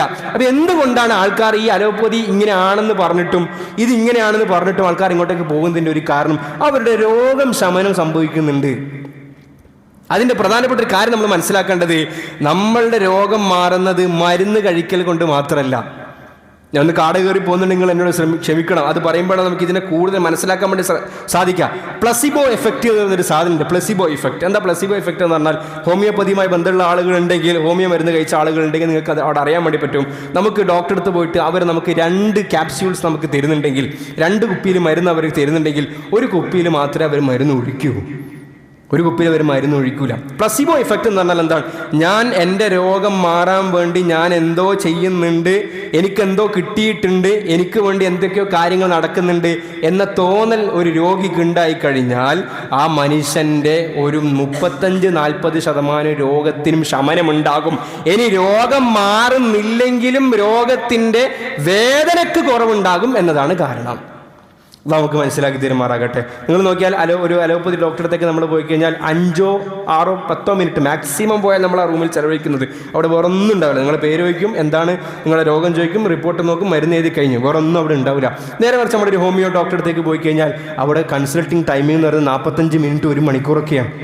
പുറത്തിരിക്കുന്ന ആളിങ്ങനെ ഇടങ്ങാറായി ഇരിക്കുന്നുണ്ടാവും. പക്ഷേ ആ 1 മണിക്കൂർ അവരിരുന്ന് അവരോട് കാര്യങ്ങളൊക്കെ ചോദിക്കുന്നു, എങ്ങനെയാണ് രോഗം ഉണ്ടായത്, നിങ്ങളുടെ സങ്കടം എന്താണ്, നിങ്ങളുടെ വിഷമം എന്താണെന്നൊക്കെ അറിയുമ്പോൾ അവിടെ ഈ പ്ലസിബോ എഫക്റ്റാണ് വർക്ക് ചെയ്യുന്നത്. എൻ്റെ രോഗത്തിന് വേണ്ടി ഇവിടെ എന്തോ നടക്കുന്നുണ്ട്, എൻ്റെ രോഗം ഇയാളുടെ പറയലോടുകൂടി ഒരു ആശ്വാസം ലഭിക്കുന്നുണ്ട് എന്ന തോന്നലിൽ നിന്നാണ്. അല്ലെങ്കിൽ അതെ, പ്ലസിബോ എഫക്റ്റിന് ശാസ്ത്രീയത ഉണ്ട്, അത് വേറൊരു കാര്യം. അതുകൊണ്ടാണ് ഒരു മനുഷ്യൻ്റെ രോഗത്തിന് ഈ ഒരു ശമനം ലഭിക്കുന്നതായി നമുക്ക് കാണാൻ വേണ്ടി സാധിക്കുന്നത്. അപ്പോൾ പ്രിയമുള്ളവരെ, നമ്മുടെ രോഗികളെ സംബന്ധിച്ചിടത്തോളം ഒന്ന് അയാൾക്ക് കിട്ടേണ്ടത് വൈദ്യ ചികിത്സയാണ്. അത് നബി സല്ലല്ലാഹു അലൈഹി വസല്ലം ചെയ്തിട്ടുണ്ട്, ചെയ്യാൻ കൽപ്പിച്ചിട്ടുണ്ട്. നബി തങ്ങളെ മരണരോഗത്തിൽ വരെ നബി സല്ലല്ലാഹു അലൈഹി വസല്ലം ചികിത്സയുമായി ബന്ധപ്പെട്ട കാര്യങ്ങൾ പറഞ്ഞിട്ടുണ്ട്. രണ്ടാമതായി കിട്ടേണ്ടത് ഞാൻ ഈ പറയുന്നത് പോലെ വൈദ്യ ചികിത്സക്ക് അപ്പുറത്തേക്ക് മനുഷ്യൻ്റെ സ്പർശനത്തിൽ, മനുഷ്യൻ്റെ ദുആയിൽ കൂടി കിട്ടുന്ന ഒരു ആശ്വാസമാണ്. അത് കിട്ടാനാണ് അല്ലാഹു തആല മുഅ്മിനീങ്ങളോട് പോയി സന്ദർശിക്കാൻ വേണ്ടി പറഞ്ഞത്. അഷ്റഫുൽ ഖൽഖായ റസൂലുള്ളാഹി സ്വല്ലല്ലാഹു അലൈഹി വസല്ലം രോഗം സന്ദർശിക്കാൻ വേണ്ടി പോകുന്ന സന്ദർഭത്തിൽ ആ രോഗിൻ്റെ കൈ ഇങ്ങനെ പിടിക്കുമായിരുന്നു. കൈ ഇങ്ങനെ പിടിക്കും, അല്ലെങ്കിൽ നെറ്റിയിൽ പിടിക്കും, എന്നിട്ട് ചോദിക്കുക, എങ്ങനെയുണ്ട്, കൈഫ അസ്ബഹ്ത, കൈഫ അംസൈത, ഇപ്പം എങ്ങനെയുണ്ട്, കുറവുണ്ടോ, ആശ്വാസമുണ്ടോ? എന്നിട്ട് നബി തങ്ങൾ ദുആ ചെയ്യും, അസ്അലുല്ലാഹൽ അലീം റബ്ബൽ അർശിൽ അലീം അൻ യശ്ഫിയക, പരമോന്നതനായ അള്ളാഹുവിനോട് ഞാനിതാ ദുആ ചെയ്യുന്നു, നിന്റെ രോഗത്തിന് ശമനം ലഭിക്കട്ടെ. അപ്പം മെഡിസിൻ ഉള്ളിൽ കയറി, അല്ലെങ്കിൽ ആ രീതിയിലുള്ള ബാഹ്യമായ കെമിക്കൽ സാധനങ്ങളൊക്കെ ഉള്ളിലേക്ക് കയറുന്നതിനോടൊപ്പം തന്നെ ഈ മാനസികമായ ആശ്വാസം ലഭിക്കാൻ, അള്ളാഹുവിൻ്റെ അടുക്കൽ നിന്നുള്ള റഹ്മത്ത് ഇറങ്ങാൻ വേണ്ടി പോയ മനുഷ്യൻ ദുആ ചെയ്യുമ്പോൾ രണ്ടും കൂടി ഒരുമിച്ച് പ്രവർത്തിക്കുമ്പോൾ എളുപ്പമാകും. നമുക്ക് നല്ല തൗഫീഖ് നൽകി അനുഗ്രഹിക്കുമാറാകട്ടെ. അതാണ് ചെയ്യേണ്ട സുന്നത്ത്. നമ്മൾ രോഗിൻ്റെ അടുക്കിലേക്ക് പോയി കഴിഞ്ഞാൽ നബി തങ്ങൾ പറഞ്ഞു, നിങ്ങൾ രോഗിൻ്റെ അടുക്കിലേക്ക് പോയി, അത് മരണരോഗമല്ല എങ്കിൽ, മരണരോഗമല്ല, ചില അവസ്ഥകൾ കാണാൻ നമുക്ക് മനസ്സിലാവില്ല, ഇത് മരണത്തിൻ്റെ ഘട്ടമാണ്. അതല്ലാത്ത ഘട്ടമാണെങ്കിൽ ഈ ദുആ നിങ്ങൾ 7 പ്രാവശ്യം പറയണമെന്ന് മുഹമ്മദ് റസൂലുള്ളാഹി സ്വല്ലല്ലാഹു അലൈഹി വസല്ലം. എന്താണ് ദുആ? അസ്അലുല്ലാഹൽ അലീം, മഹോന്നതനായ അള്ളാഹുവിനോട് ഞാൻ ചോദിക്കുന്നു, റബ്ബൽ അർശിൽ അലീം, അർശിൻ്റെ തമ്പുരാനായ അള്ളാഹുവിനോട് ഞാൻ ചോദിക്കുന്നു, ഐ യശ്ഫിയക, അവൻ നിനക്ക് ശമനം നൽകട്ടെ എന്ന് ഞാൻ അള്ളാഹുവിനോട് പ്രാർത്ഥിക്കുന്നു എന്ന് പ്രാർത്ഥിക്കാനാണ് ഹബീബായ റസൂലുള്ളാഹി സ്വല്ലല്ലാഹു അലൈഹി വസല്ലം പഠിപ്പിച്ചത്. ഒരുപാട് ദുആകൾ ഹദീസിൽ നമുക്ക് കാണാം. ഇങ്ങനെ രോഗിൻ്റെ അടുക്കൽ പോയി കഴിഞ്ഞാൽ ചൊല്ലേണ്ട ദുആ, അദ്ഹിബിൽ ബഅസ റബ്ബന്നാസ് വശ്ഫി അൻത ശാഫി ലാ ശിഫാഅ ഇല്ലാ ശിഫാഉക ലാ യുഗാദിറു സഖമൻ വലാ അലമ. ഇങ്ങനെ നമ്മൾ ദുആ ചെയ്യുമ്പോൾ ആ രോഗി ഇത് കേൾക്കുകയാണ്. കണ്ടാ, എൻ്റെ സുഹൃത്ത്, എൻ്റെ സഹോദരൻ, എൻ്റെ ബന്ധുവും എന്നെ കാണാൻ വന്നു, എനിക്ക് വേണ്ടി ദുആ ചെയ്യുന്നു. ആ മനുഷ്യന് തോന്നുകയാണ്, എന്നെ കാര്യമുണ്ട്, ജനങ്ങൾക്ക് എന്നെ ആൾക്കാർക്ക് വേണം, എന്നോട് സ്നേഹമുണ്ട്. ഇത് ഫീൽ ചെയ്യുമ്പം തന്നെ ഞാൻ നേരത്തെ പറഞ്ഞതുപോലെ ആ ഒരു എഫക്റ്റ് ഉണ്ടാവുകയും ഒരു 30% മാനസികമായ അസ്വസ്ഥതകൾക്ക് കുറവുണ്ടാവുകയും ചെയ്യും. അതുകൊണ്ട് വളരെ ഗൗരവത്തിൽ നമ്മൾ എടുക്കേണ്ടുന്ന കാര്യമാണ്. ഇനി അവിടെ നമ്മൾ രോഗസന്ദർശനത്തിന് നമുക്ക് പോകുമ്പോൾ ചില ആദാബുകൾ നമ്മൾ പാലിക്കേണ്ടതുണ്ട്. നമ്മളിത് അല്ലാഹു തആലയും റസൂലുള്ളാഹി സ്വല്ലല്ലാഹു അലൈഹി വസല്ലമൊക്കെ രോഗസന്ദർശനം നിശ്ചയിച്ചിരിക്കുന്നത് മനുഷ്യന്മാർക്ക് നന്മ ഉണ്ടാകാൻ വേണ്ടിയിട്ടാണല്ലോ, ഒരിക്കലും ബുദ്ധിമുട്ടുണ്ടാകാൻ വേണ്ടിയിട്ടല്ല ഈ കാര്യം ചെയ്തിരിക്കുന്നത്. അതുകൊണ്ട് ശറഅ നിശ്ചയിച്ചിട്ടുള്ള ഈ ആദാബുകൾ നമ്മൾ പാലിച്ചു കഴിഞ്ഞാൽ നമുക്ക് ഈ പറഞ്ഞ പോലെ ഗുണം ഉണ്ടാകാൻ വേണ്ടി സാധിക്കും. ഒന്ന്, നമ്മൾ സന്ദർശിക്കുന്ന സമയം രോഗിക്ക് അനുയോജ്യമായ സമയത്ത് നമ്മൾ സന്ദർശിക്കുക എന്നുള്ളതാണ്. ചില ആളുകൾ രോഗിയായി കഴിഞ്ഞാൽ, ഒന്ന്, എൻ്റെ കുടുംബത്തിൽ ഇന്നാൾക്ക് രോഗമായല്ലോ, വീട്ടുകാരെ സംബന്ധിച്ചിടത്തോളം വീട്ടുകാരുടെ പെർസ്പെക്റ്റീവിൽ നമ്മൾ ചിന്തിച്ചു കഴിഞ്ഞാൽ, എൻ്റെ ഭാര്യയ്ക്ക് അസുഖമായി, അല്ലെങ്കിൽ ഭർത്താവിന് അസുഖമായി, അല്ലെങ്കിൽ മകൻക്ക് അസുഖമായി, മകൾക്ക് അസുഖമായി എന്നൊരു സങ്കടം ഉണ്ടാവും. രണ്ടാമത്തെ സങ്കടം, ഇനി ബെല്ലടികൾ നിലക്കാത്ത ദിവസങ്ങളായിരിക്കും ഉണ്ടാകുക. എല്ലാ സമയത്തും ഇങ്ങനെ കാണാൻ വരുന്ന ആളുകളായിരിക്കും. പ്രിയമുള്ളവരെ, നമ്മുടെ സമയത്തിനനുസരിച്ചിട്ട് രോഗിയെ അടങ്ങാറാക്കലല്ല നമ്മൾ ചെയ്യേണ്ടത്. രോഗിൻ്റെ സമയത്തിനനുസരിച്ചിട്ട് നമ്മളെ കാര്യത്തെ തർത്തീബ് ചെയ്യുക എന്നുള്ളതാണ്. രണ്ട് വലിയ പണ്ഡിതന്മാർ കിതാബുകളുടെ സംഭവം കാണാം. അവരിങ്ങനെ പോകുന്ന സന്ദർഭത്തിലാണ് പറയുന്നത്, ഇതാ നിങ്ങളുടെ ഇന്ന ശിഷ്യൻ രോഗിയാണ്, നമുക്ക് സന്ദർശിക്കാൻ പോയാലും. അപ്പോൾ അവർ പറയുകയുണ്ടായി, ഇപ്പോൾ നട്ടുച്ച സമയമാണ്, നട്ടുച്ച വക്തുൽ ലഹീറയാണിത്. വക്തുൽ ലഹീറയിൽ സാധാരണ മനുഷ്യന്മാർ ഭക്ഷണം കഴിച്ചിട്ടോ കഞ്ഞി കുടിച്ചിട്ടോ വിശ്രമിക്കുന്ന സമയമാണ്. ഈ സമയത്ത് നമ്മൾ പോയി കഴിഞ്ഞാൽ അത് രോഗിക്ക് ബുദ്ധിമുട്ടുണ്ടാക്കും, അതുകൊണ്ട് ഇപ്പം നമ്മൾ പോകണ്ട എന്ന് പറഞ്ഞിട്ട് അദ്ദേഹം വിലക്കുകയുണ്ടായി. അതുകൊണ്ട് നമ്മൾ രോഗസന്ദർശനത്തിന് തിരഞ്ഞെടുക്കുന്ന സമയം രോഗിക്ക് അനുയോജ്യമായ സമയമായിരിക്കുക എന്നുള്ളതാണ്. ഹദീസിലൊക്കെ വന്നിരിക്കുന്നത് രാവിലെയും വൈകുന്നേരം പോയി കഴിഞ്ഞാൽ പ്രത്യേകം, രാവിലെ സന്ദർശിക്കാൻ വേണ്ടി പോയി കഴിഞ്ഞാൽ 70,000 മലക്ക് ദുആ ചെയ്യും, വൈകുന്നേരം പോയി കഴിഞ്ഞാൽ 70,000 മലക്ക് ദുആ ചെയ്യും. നമ്മുടെ നാട്ടിലെ തർത്തീബ് അനുസരിച്ചിട്ട് രാവിലെ ആ സമയത്ത് രോഗി ഉണർന്നിരിക്കുന്ന സമയമാണോ ആ സമയത്ത് നമുക്ക് പോകാം, വൈകുന്നേരം ഉണർന്നിരിക്കുന്ന സമയമാണോ ആ സമയത്ത് നമുക്ക് പോകാം. രോഗിയെ ബുദ്ധിമുട്ടിച്ചു കൊണ്ടുള്ള സമയത്ത് നമ്മൾ ഒരിക്കലും പോകരുത് എന്ന കാര്യം നമ്മൾ ശ്രദ്ധിക്കേണ്ടതുണ്ട്. മറ്റൊന്ന്, എല്ലാ ദിവസവും രോഗസന്ദർശനം ഒഴിവാക്കേണ്ടതാണ്. പണ്ഡിതന്മാർ പ്രത്യേകം എഴുതി. എപ്പോൾ നിങ്ങൾ പറഞ്ഞിട്ടുണ്ട്, സുർ റിബ്ബൻ തസ്ദദു ഹുബ്ബൻ. നിങ്ങൾ ഒരാളെ സന്ദർശിക്കുന്നുണ്ടെങ്കിൽ ബന്ധങ്ങളിൽ നമ്മൾ എപ്പോഴും കാത്തു സൂക്ഷിക്കേണ്ട ഒരു തിയറി ആയിട്ട് നമുക്ക് ഇതിനെ ഉൾപ്പെടുത്താൻ ഇപ്പോൾ നിങ്ങൾ ഈ വാചകം സുർ റിബ്ബൻ, നിങ്ങൾ ഇടയ്ക്ക് മാത്രം വിസിറ്റ് ചെയ്യുക. നിരന്തരം നിങ്ങൾ സന്ദർശനം നടത്തരുത്. നിങ്ങൾ ഇടയ്ക്ക് മാത്രം വിസിറ്റ് ചെയ്താൽ തസ്ദദു ഹുബ്ബൻ, നിങ്ങൾക്കിടയിലുള്ള സ്നേഹം ഊട്ടിയുറപ്പിക്കാൻ നന്നാകും. നമ്മൾ ഈ ഭാര്യ ഭർത്താക്കന്മാരൊക്കെ ജീവിക്കുന്ന ആളുകൾ, കുടുംബത്തിലുള്ള ആളുകളോടൊക്കെ, നാട്ടിലുള്ള ആളുകളെ സംബന്ധിച്ചിടത്തോളം അവർക്ക് ഈ മനുഷ്യൻ്റെ സ്വാഭാവികതയാണ്, നമ്മൾ ഈ മണിക്കൂറുകൾ കഴിയുമ്പോൾ, ദിവസങ്ങൾ കഴിയുന്നതിനനുസരിച്ചിട്ട് നമ്മളെ എക്സൈറ്റ്മെൻറ്റും പുതുമയൊക്കെ കുറയും. മനുഷ്യനാണല്ലോ, ആദ്യം കാണുമ്പോൾ ഗൾഫിൽ നിന്ന് വന്ന് ഒന്നാമത്തെ ദിവസം കാണുമ്പോഴുള്ള സന്തോഷമോ എക്സൈറ്റ്മെൻറ്റോ ഒന്നല്ല രണ്ടാമത്തെ ദിവസം മൂന്നാമത്തെ ദിവസം ഉണ്ടാകുക. ഇത് കുറഞ്ഞ് വരും. അപ്പം മടുപ്പുണ്ടാകും. അപ്പം ആദ്യം ഉണ്ടായ കെയറിങ്ങോ അല്ലെങ്കിൽ ആ കാര്യങ്ങളൊന്നും ഉണ്ടാവില്ല. അതിന് നമുക്ക് ഈ ഹദീസിൻ്റെയും മറ്റു മനഃശാസ്ത്ര തത്വങ്ങളൊക്കെ പൊരുളുകൾ വെച്ച് നമ്മൾ മനസ്സിലാക്കി കഴിഞ്ഞാൽ നമ്മൾ ചെയ്യേണ്ടുന്നൊരു കാര്യം, നമ്മുടെ ഡിറ്റാച്ച്ഡ് അറ്റാച്ച്മെൻറ്റ് നമ്മളെപ്പോഴും കീപ്പ് ചെയ്യണം. നമ്മളെല്ലാ ദിവസവും നമ്മൾ വീട്ടിൽ നിൽക്കുന്ന തർത്തീബ് ഉണ്ടാകാൻ പാടില്ല. എന്ന് പറഞ്ഞാൽ വേറെ എന്തെങ്കിലും വേണ്ടാത്തരത്തിലേക്ക് പോകണം എന്നല്ല ഈ പറഞ്ഞതിൻ്റെ അർത്ഥം. നമ്മൾ ഈ പറഞ്ഞ പോലെ മാസത്തിൽ നമ്മൾ ഒരാഴ്ച നമ്മൾ എത്തിക്കാഫിരിക്കാൻ പോകും. ഞാനൊരു ഉദാഹരണം പറയാൻ കേട്ടോ, ഒരാഴ്ച നമ്മൾ എത്തിക്കാഫിരിക്കാൻ വേണ്ടി പോകുന്നു. അപ്പോൾ നമുക്കൊരു ഗ്യാപ്പ് വന്നു. ആ ഗ്യാപ്പ് കഴിഞ്ഞ് നിങ്ങളൊന്ന് വീണ്ടും വീട്ടിലേക്ക് പോയി നോക്കൂ, ഭയങ്കര സ്നേഹമായിരിക്കും. ഗൾഫിൽ പോയി വരുന്ന ഫീലിംഗ് ആയിരിക്കും നിങ്ങൾക്ക് ഉണ്ടാകുക. നമ്മൾ എല്ലാ ദിവസവും നമ്മുടെ ഭാര്യനെ കാണുകയാണ്, അല്ലെങ്കിൽ നമ്മൾ എല്ലാ ദിവസവും നമ്മുടെ മക്കളെ കാണാൻ. അപ്പോൾ ആ ബന്ധത്തിൻ്റെ സ്നേഹമുണ്ട്, പക്ഷെ ആ സ്നേഹത്തിൻ്റെ അളവിൽ കുറച്ചിലുണ്ടാകും. അതുകൊണ്ട് നബി തങ്ങൾ പറഞ്ഞത് സുർ റിബ്ബൻ, നീ ഇടയ്ക്ക് സന്ദർശിക്കുക. തസ്ദദ് ഹുബ്ബൻ, അത് മനുഷ്യൻ്റെ മനസ്സുകൾക്കിടയിൽ സ്നേഹമുണ്ടാക്കാൻ കാരണമാകും. അത് രോഗിൻ്റെ വിഷയത്തിൽ പ്രത്യേകം നമ്മൾ ശ്രദ്ധിക്കണം. സംഗതി എൻ്റെ കൂട്ടുകാരൻ തന്നെയാണ്, പക്ഷെ എല്ലാ ദിവസവും ഞാൻ പോയി കഴിഞ്ഞാൽ അത് അവന് ബുദ്ധിമുട്ടാകുമെങ്കിൽ ഒഴിവാക്കണം. ഇനി രോഗി പറയാണ്, നീ വരുമ്പോൾ എനിക്ക് മാനസികമായ ഉന്മേഷവും സന്തോഷമൊക്കെ കിട്ടുന്നുണ്ട്, നിന്നോട് വർത്തമാനം പറയുമ്പോൾ എനിക്ക് ആശ്വാസം കിട്ടുന്നുണ്ട് എന്ന് പറയുകയാണെങ്കിൽ നമുക്ക് ആ രീതിയിൽ പോകാം എന്നതിൽ പ്രശ്നമില്ല എന്നാണ് ഹദീസുകൾ നമ്മൾ പഠിപ്പിക്കുന്നത്. എത്രത്തോളം ഫുഖഹ എഴുതി, ഞാൻ രോഗസന്ദർശനത്തിന് വേണ്ടി പോയി, അതിൻ്റെ ഗൗരവം പറയാൻ മനസ്സിലാക്കാൻ വേണ്ടി പറയാൻ കേട്ടോ. ഞാൻ രോഗസന്ദർശനത്തിന് വേണ്ടി പോയി, ഞാൻ മാത്രമേ അവിടെ ഉള്ളൂ. ഞാൻ പോയി കഴിഞ്ഞാൽ അവന് ഭയങ്കര അസ്വസ്ഥത ഉണ്ടാകും. ഇവിടെ പള്ളിയിൽ ബാങ്ക് വിളിച്ചു ജമാഅത്തിൻ്റെ സമയമായി എങ്കിൽ ഞാൻ പോയാൽ അവൻ അസ്വസ്ഥ ഉണ്ടാകുമെങ്കിൽ എനിക്ക് അവന് വേണ്ടി ജമാഅത്ത് പോലും ഒഴിവാക്കാം വേണമെങ്കിൽ. അത്രത്തോളം മനുഷ്യന്മാരെ പരിഗണിച്ച ഇസ്ലാമാണ് നമ്മുടെ മതം. അല്ലാഹു നമുക്ക് നല്ല തൗഫീഖ് നൽകി അനുഗ്രഹിക്കുമാറാകട്ടെ. മറ്റൊന്നും, നമ്മൾ രോഗസന്ദർശനത്തിലേക്ക് പോയി കഴിഞ്ഞാൽ നമ്മൾ ഇരുത്തം വർദ്ധിപ്പിക്കാൻ വേണ്ടി പാടില്ല. നമ്മൾ സൽക്കാരത്തിന് പോയതല്ല. നമ്മൾ പോയി കഴിഞ്ഞാൽ എത്രയും പെട്ടെന്ന് മടങ്ങി വരിക, ഇതാണ് ഇസ്ലാമിൻ്റെ പോളിസി. നമ്മൾ പോയി കാര്യങ്ങൾ അന്വേഷിച്ച് നമ്മൾ പെട്ടെന്ന് തിരിച്ചു വരണം. നമുക്കറിയാം, ഒരു രോഗി അയാൾ ചിലപ്പം ഭക്ഷണത്തിൻ്റെ വിഷയങ്ങൾ, വെള്ളത്തിൻ്റെ വിഷയം, വസ്ത്രത്തിൻ്റെ, ഇതിലൊക്കെ കുറേ പ്രയാസത്തിലാണ് ഉള്ളത്. നമ്മൾ ഒരുപാട് സമയം ചെലവഴിച്ചു. ഞാൻ നേരത്തെ പറഞ്ഞതുപോലെ വീട്ടുകാരെ സംബന്ധിച്ചിടത്തോളം എൻ്റെ വീട്ടിൽ ഒരാൾക്ക് രോഗമായി, ഇനിയിപ്പോൾ ഒരു മാസം ഇദ്ദേഹത്തിന് റെസ്റ്റ് പറഞ്ഞിട്ടുണ്ടെങ്കിൽ ഒരു മാസം ആരെല്ലാം കാണാൻ വരും, ആ ഇത്രയും ആളുകൾ കാണാൻ വരുന്നുണ്ടെങ്കിൽ അവർക്കുള്ള ചായ കടി ഞാൻ ഉണ്ടാക്കണം, അവർക്കുള്ള വീട്ടിലുള്ള സാധനങ്ങൾ ഒരുക്കി കൂട്ടണം, അതിൻ്റെ ടെൻഷൻ ഉണ്ടാക്കാൻ. ഈ രീതിയിൽ നമ്മൾ ബുദ്ധിമുട്ടുണ്ടാക്കാൻ വേണ്ടി പാടില്ല.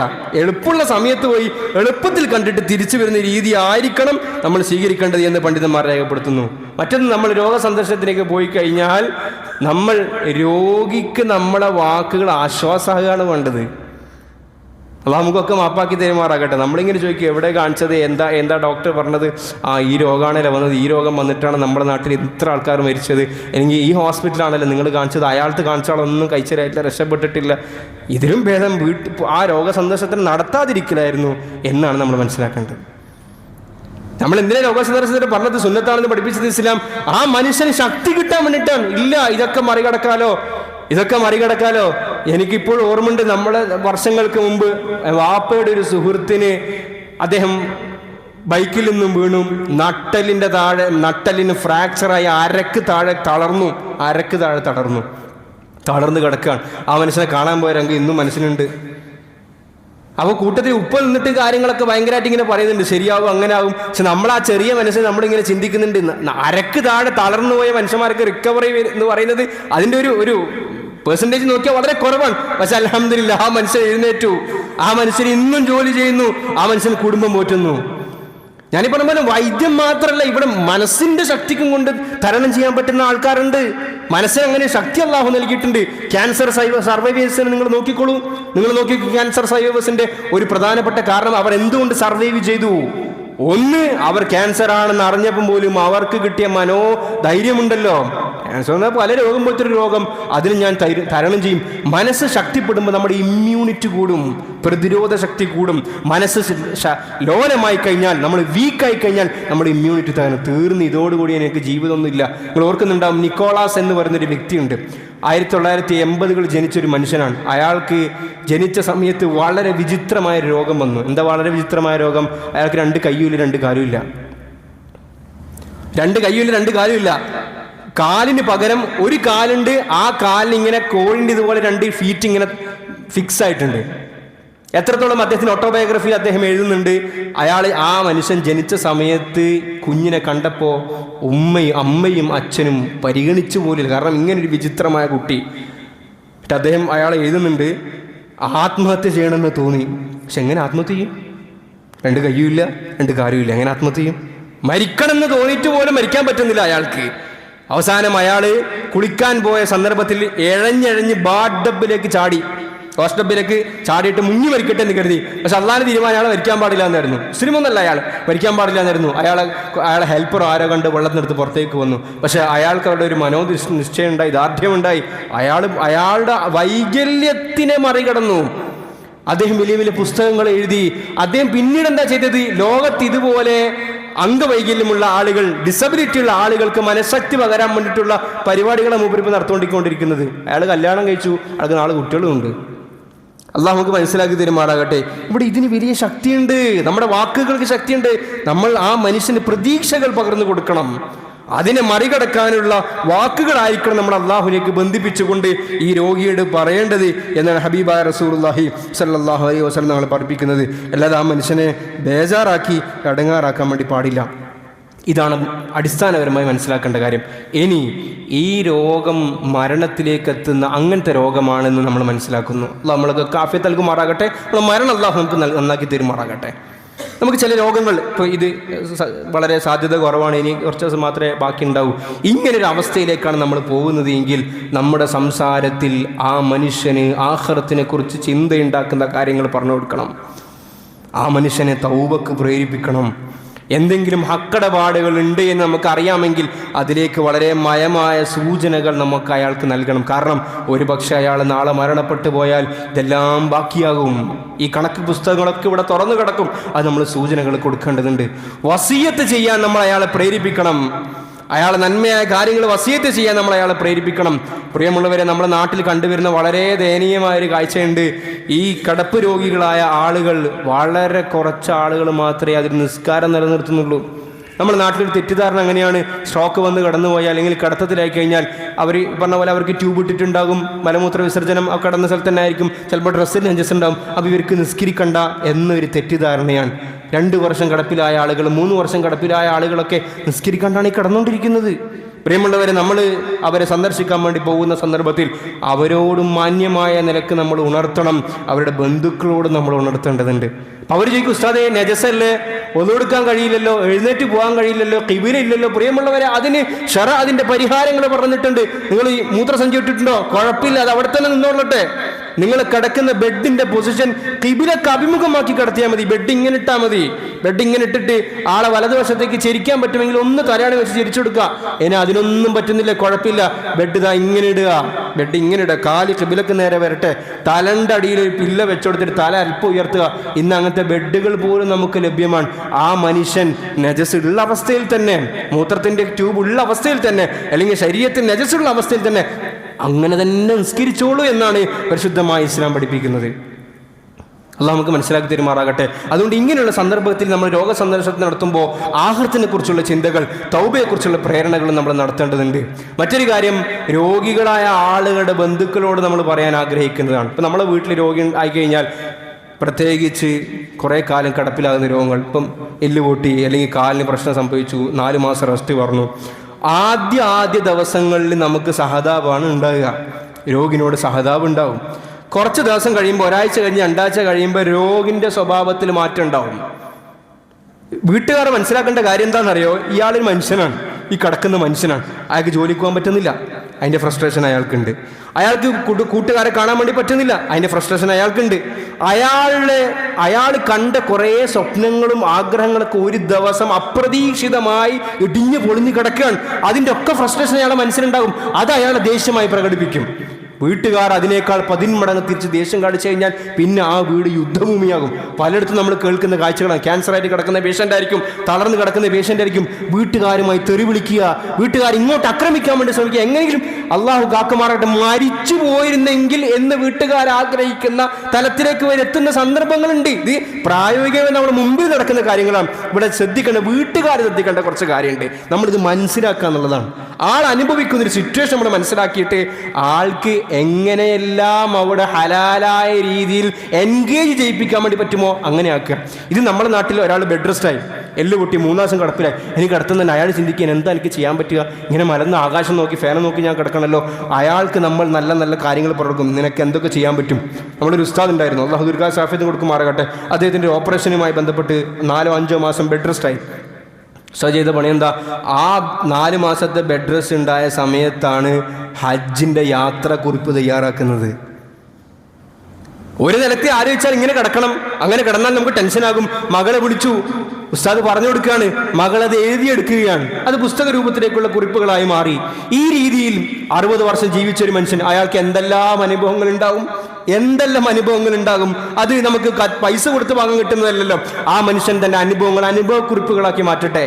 അപ്പൊ ഈ രീതിയിൽ ആ രോഗികളെ ഹലാലായ രീതിയിൽ അത് ഞാൻ പ്രത്യേക ആ വാക്ക് ഉപയോഗിച്ചത്, എന്റർടൈപ്പ് ചെയ്യിപ്പിക്കുക എന്ന് പറഞ്ഞാൽ അയാളെ കൊണ്ടെല്ലാം ഉള്ള സിനിമകളും പാട്ടുകളും എല്ലാം ഉപയോഗിച്ച് അയാളെ ആഹാരം നശിപ്പിക്കലല്ല, അതല്ല ചെയ്യേണ്ടത്. അതെല്ലാം നമ്മൾ ചെയ്യിപ്പിക്കേണ്ടത് ഹലാലായ രീതിയിൽ എങ്ങനെ എന്റർടൈപ്പിക്കാൻ വേണ്ടി സാധിക്കും അങ്ങനെ നമ്മൾ ചെയ്യിപ്പിക്കണം. ഈ സുഹൃത്തുക്കൾ വന്ന് കാണുന്നു, അതും ഇയാൾക്കൊരു മാനസിക ഉന്മേഷം ഉണ്ടാക്കുന്ന കാര്യമാണ്. അതുകൊണ്ട് പ്രിയമുള്ളവരെ, ഇത് നമുക്ക് ആഖിറത്തിലേക്ക് നേടിയെടുക്കാനുള്ള ഒരു ഉപാധിയാണ്. മറ്റൊരു കാര്യം, ഈ സിസ്റ്റം, ഈ തർത്തീബ് ഉമ്മത്തിന് പഠിപ്പിച്ചു കൊടുത്താൽ മാത്രമേ നാളെ ഞാൻ രോഗിയായാൽ എന്നെ ശുശ്രൂഷിക്കേണ്ട ആളുകൾ ഈ കാര്യം ശ്രദ്ധിക്കുകയുള്ളൂ. ഞാൻ രോഗിയായി എന്നെ കാണാൻ വേണ്ടി വരുന്ന ആളുകളിൽ നിന്നും ഞാൻ എന്താണോ പ്രതീക്ഷിക്കുന്നത് അതെനിക്ക് കിട്ടണമെങ്കിൽ ഇത് എൻ്റെ ഉമ്മത്തിന് ഞാൻ പഠിപ്പിച്ചു കൊടുക്കേണ്ടതുണ്ട്. അതുകൊണ്ട് പ്രിയമുള്ളവരെ, നമ്മൾ ഈ വിഷയത്തിൽ വളരെയേറെ ജാഗ്രത പുലർത്തേണ്ടതുണ്ട്. അവസാനമായി 1-2 വിഷയം കൂടി പറഞ്ഞ് ഞാൻ വിഷയം അവസാനിപ്പിക്കുകയാണ്. മുസ്ലിമീങ്ങളെ മാത്രമല്ല രോഗസന്ദർശനം നടത്തേണ്ടത്. മുസ്ലിമീങ്ങൾ രോഗസന്ദർശനം നടത്തൽ വളരെ പുണ്യമുള്ള കാര്യമാണ്, സത്യം തന്നെയാണ്. ആ മുസ്ലിമീങ്ങളെയും നമ്മൾ രോഗസന്ദർശനം നടത്തണം.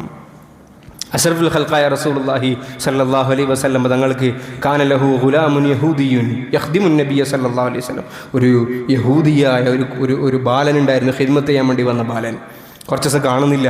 അന്വേഷിച്ചപ്പോൾ പറഞ്ഞു രോഗിയാണ്, നിങ്ങൾ കാണാൻ വേണ്ടിയിട്ട് പോയി. അപ്പം നോക്കുമ്പം മരണമാസന്നമായ രോഗമാണ്. അഷ്റഫുൽ ഖൽഖായ റസൂലുള്ളാഹി സ്വല്ലല്ലാഹു അലൈഹി വസല്ലം തങ്ങൾ ആ കുട്ടിയുടെ അവസ്ഥ കണ്ട് സങ്കടത്തിലായിരിക്കുമ്പോൾ നബി സല്ലല്ലാഹു അലൈഹി വസല്ലം പറഞ്ഞു, മോനെ ലാ ഇലാഹ ഇല്ലല്ലാഹ് പറ എന്ന് പറഞ്ഞു. അതാണ് നമ്മളതിൻ്റെ ഇപ്പോൾ പറഞ്ഞതിൻ്റെ ലാ ഇലാഹ ഇല്ലല്ലാഹ് പറ എന്ന് ഒരു മുസ്ലിമിനോട് പറയുന്നതിൻ്റെ രാഷ്ട്രീയം നമ്മളിവിടെ പറയുമ്പോൾ നമുക്ക് കുറേ പ്രശ്നങ്ങളും പ്രയാസങ്ങളൊക്കെ ഉണ്ട്. പക്ഷെ ഇത് നബി തങ്ങൾ പഠിപ്പിച്ചതാണ്. നബി തങ്ങൾ ആ കുട്ടീനോട് പറഞ്ഞു, മോനെ ലാ ഇലാഹ ഇല്ലല്ലാഹ് പറ, ഇനി സമയമില്ല, എന്നെ ആലോചിക്കാനും റാഷണൽ തിങ്കിങ്ങിനും ഈ പറഞ്ഞാൽ പരസ്പരം കാൽക്കുലേറ്റ് ചെയ്യാനൊന്നിനും സമയമില്ല. ഇതാ മരണത്തിന് മുഖാമുഖം കണ്ടുകൊണ്ടിരിക്കുകയാണ്. അപ്പോൾ ആ കുട്ടീൻ്റെ വാപ്പ അടുത്ത് നിൽക്കുന്നുണ്ട്. അപ്പോൾ കുട്ടി കൺഫ്യൂഷനായി, ഞാൻ ആര് പറയുന്നത് കേൾക്കണം? എൻ്റെ വാപ്പ പാരമ്പര്യമായി നൽകിയ ജൂതമതത്തിൽ ഞാൻ നിൽക്കണമോ? ഞാൻ ഖിദ്മത്ത് ചെയ്ത നല്ലൊരു മനുഷ്യനുണ്ടായിരുന്നു ഹബീബായ റസൂലുള്ളാഹി, ആ റസൂലുള്ളാഹി സ്വല്ലല്ലാഹു അലൈഹി വസല്ലം നിങ്ങൾ പറഞ്ഞ മതത്തിൽ ഞാൻ നിൽക്കണമെന്ന് എന്ന അർത്ഥത്തിൽ ഈ കുട്ടി വാപ്പാന്റെ മുഖത്തേക്ക് നോക്കി. ഉപ്പ പറഞ്ഞു അത്യ അബുൽ ഖാസിം, മുഹമ്മദ് സല്ലല്ലാഹു അലൈഹി വസല്ലം പറഞ്ഞ നീ കേട്ടോ, കുഴപ്പമില്ല. ആ കുട്ടി ചൊല്ലി അഷ്ഹദു അല്ലാ ഇലാഹ ഇല്ലല്ലാഹ് വഅഷ്ഹദു അന്ന മുഹമ്മദ് റസൂലുള്ളാഹ്. കുട്ടി മരിച്ചു. നബി സല്ലല്ലാഹു അലൈഹി വസല്ലം ആ വീട്ടിൽ നിന്ന് പുറത്തേക്ക് ഇറങ്ങുമ്പോൾ നബി തങ്ങൾ ദുആ ചെയ്തു, അൽഹംദുലില്ലാ, അല്ലാഹുവേ ഒരു മനുഷ്യനെ നീ നരകത്തിൽ നിന്ന് രക്ഷപ്പെടുത്തിയല്ലോ എന്ന് നബി സല്ലല്ലാഹു അലൈഹി വസല്ലം ദുആ ചെയ്തതായി ഹദീസിൻ്റെ ഗ്രന്ഥങ്ങളിൽ കാണാം. പ്രിയമുള്ളവരെ, നമ്മളിങ്ങനെ പ്രസംഗിച്ചിട്ട് മാത്രമല്ല ആദർശം നമ്മൾ പഠിപ്പിക്കേണ്ടത്. പ്രസംഗിച്ചിട്ട് മനസ്സിലാകുന്നത് ഒരു 20% ഇൻ്റലക്ച്വലായ ആളുകൾക്ക് മാത്രമേ ആ ഐഡിയോളജിയൊക്കെ കയറിയിട്ട് ആളുകൾ നന്മയിലേക്ക് വരൂ. മനുഷ്യനെ നന്മയിലേക്ക് എത്തിക്കാനും ദീനുമായി അടുപ്പിക്കാനും അഖ്ലാഖിനോളം ഏറ്റവും മാരകമായ മറ്റൊരു ആൻറ്റിഡോട്ടും ഈ ലോകത്ത് കണ്ടുപിടിച്ചിട്ടില്ല. ഇന്ത്യയിൽ ഇസ്ലാം പ്രചരിച്ചതോ കേരളത്തിൽ ഇസ്ലാം പ്രചരിച്ചതോ സമ്മേളനങ്ങളും അതുപോലെ പിന്നെ യാത്രകളും അതുപോലെ പിന്നെ വലിയ വലിയ ഇതൊന്നും നടത്തിയിട്ടൊന്നായിരുന്നില്ല. അവർ മനുഷ്യരായി ജീവിച്ചു. ഹൃദയംഗമായി അവർ ഹൃദയം തുറന്നു കൊടുത്തു. അവരെ സ്നേഹിച്ചു, സേവിച്ചു, ഖിദ്മത്ത് ചെയ്തു. അപ്പൊ ഇതൊക്കെ കാണും, ഇതൊക്കെ തന്നിട്ടും ഞങ്ങൾ എങ്ങനെ ഈ പ്രത്യശാസ്ത്രത്തിൽ വിശ്വസിക്കാതിരിക്കും എന്ന ചിന്ത തന്നെയാണ്. അപ്പോൾ അത് ഇമോഷണൽ ബ്ലാക്ക് മെയിലിംഗ് തന്നെയല്ലേ? അതന്നെ, ഇത് ഇമോഷണൽ ബ്ലാക്ക് മെയിലിംഗ് തന്നെയാണ്. നന്മക്ക് വേണ്ടി നമുക്കത് ഉപയോഗിക്കാമല്ലോ. അതുകൊണ്ട് പ്രിയമുള്ളവരെ, ഇത് നമ്മളെ പാർട്ടിക്കാരെ മാത്രമല്ല, മുസ്ലിമീങ്ങളെ മാത്രമല്ല, അമുസ്ലിമീങ്ങളെയും നമുക്ക് സന്ദർശിക്കാം എന്നാണ് പണ്ഡിതന്മാർ പറയുന്നത്. എത്രത്തോളം നാട്ടിൽ ദുർമാർഗിയായി നടക്കുന്ന ഒരു മനുഷ്യൻ, ഒരാൾക്കും അയാളെ കൊണ്ട് ഗുണമില്ല. തെമ്മാടിയായി നടക്കുന്ന ഒരു മനുഷ്യൻ, ആ മനുഷ്യൻ രോഗിയായപ്പോൾ നിങ്ങൾ കാണാൻ പോകണം. എന്തിനാ കാണാൻ പോകുന്നത്? അയാൾ ചിന്തിക്കും, ഞാനൊരു മനുഷ്യർക്ക് ഒരു നന്മ ചെയ്തിട്ടില്ല, ഒരു ഉറുപ്പിൻ്റെ നന്മ ഞാൻ ചെയ്തിട്ടില്ല, പക്ഷെ ഞാൻ കിടന്നപ്പോൾ എന്നെ കാണാൻ വേണ്ടി ആൾക്കാർ വന്നല്ലോ. അത് ഏറ്റവും ചുരുങ്ങിയത് ആ നന്മയെങ്കിലും ഞാൻ കാണിക്കണമല്ലോ എന്ന നിനക്ക് തൗബന്റെ മനസ്സുണ്ടാകാൻ സാധ്യതയുണ്ട് എന്ന് പണ്ഡിതന്മാർ രേഖപ്പെടുത്തുന്നു. അല്ലാഹു സുബ്ഹാനഹു വ തആല അത്തരത്തിൽ നല്ല ഈമാനും നല്ല തഖ്വയും നല്ല മനസ്സൊക്കെ നമുക്ക് നൽകി അനുഗ്രഹിക്കുമാറാകട്ടെ. അല്ലാഹു നമുക്ക് ആഫിയത്ത് നൽകി അനുഗ്രഹിക്കുമാറാകട്ടെ.